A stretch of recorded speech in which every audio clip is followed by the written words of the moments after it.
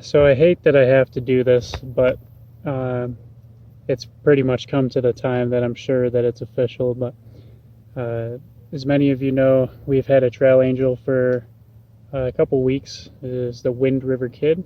His real name is Bill Keith. He did some nice stuff for us in Atlantic City and South Pass City and Du Bois and Lander and things like that. But then he ended up stealing money from us and also some supplies from Girly Girl. So he stole $50 each from 4 different hikers, plus about $100 worth of supplies from Girly Girl. So he took about $300 worth of cash and items from hikers. It's really disappointing. He seemed like a super nice guy until he did this. I'm not sure the motive behind it, but we're really disappointed, so it sucks.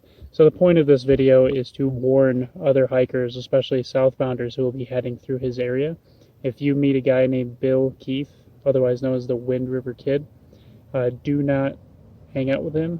Do not accept anything from him, and don't spend too much time with him because he is known to scam people and to steal things from them.